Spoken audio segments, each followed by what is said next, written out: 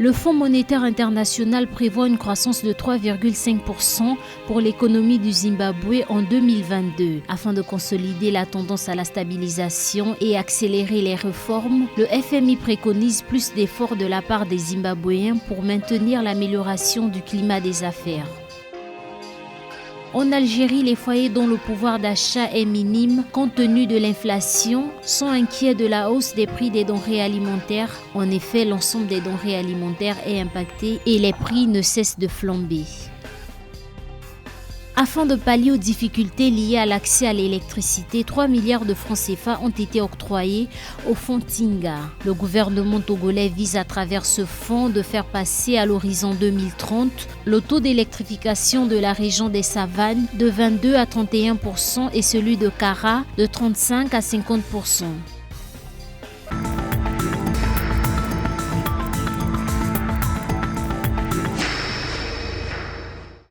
Malgré les perspectives incertaines, l'économie zimbabwéenne devrait connaître une croissance de 3,5% en 2022.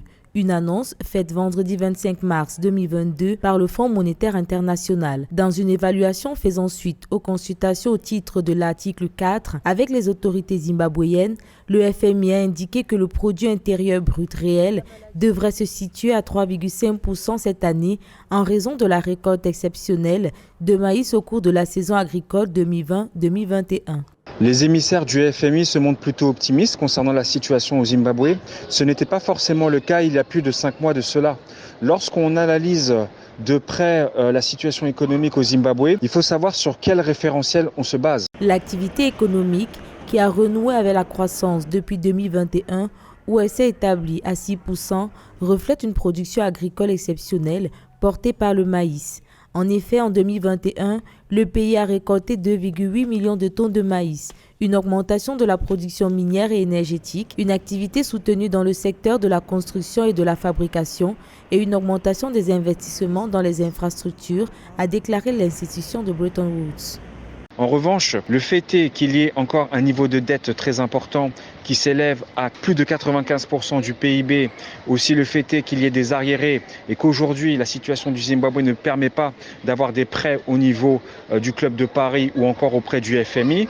De plus, s'ajoute à cela une situation très fragile sur le plan économique et le plan environnemental puisque le Zimbabwe est assujetti à la situation climatique et par ailleurs, un certain nombre de réformes doivent encore être faites pour que le pays puisse sortir de la grande pauvreté. Tout cela nous pousse à avoir une très grande prudence quant à cette année 2022. Toutefois, l'institution d'émission réclame au Zimbabwe plus d'efforts pour consolider la tendance à la stabilisation et accélérer les réformes comme l'amélioration du climat des affaires ou le travail sur les politiques monétaires et de gestion du taux de change.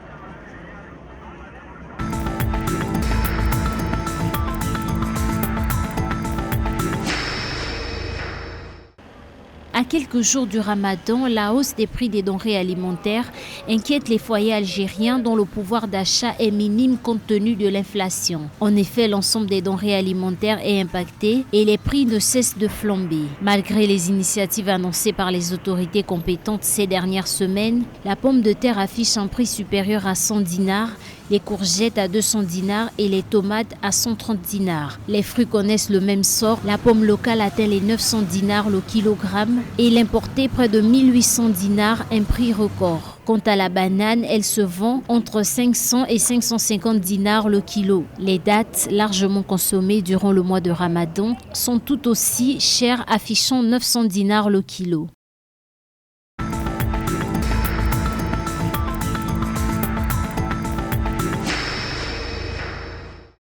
3 milliards de francs CFA ont été alloués au fonds Tinga pour appuyer l'accès à l'électricité au Togo.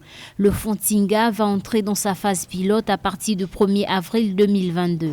Selon les informations publiées le 25 mars 2022 par Mila Aziable, ministre déléguée auprès du président de la République du Togo, chargé de l'énergie et des mines. Ce financement permettra à environ 33 000 ménages d'être raccordés à l'électricité contre le paiement d'un montant initial de 1 000 francs au lieu d'un coût moyen de 100 000 francs. L'objectif est de faire passer à l'horizon 2030 le taux d'électrification des régions de savane de 20 à 31% et celui de Kara de 35 à 50%.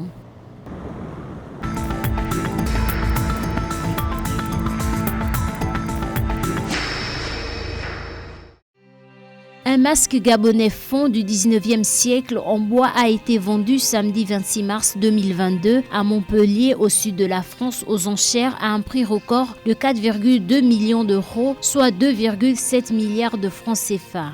Avec des frais, il atteint 5,25 millions d'euros. Une information relayée par plusieurs médias français. En ajoutant les frais, il atteint 3,4 milliards de francs CFA. La vente de cet objet a été contestée par des Gabonais de la diaspora présents lors de la vente aux enchères. Pour ceux-ci, cet objet est un patrimoine gabonais qui a été volé et doit de ce fait être restitué au Gabon. Ils ont annoncé qu'ils porteront plainte.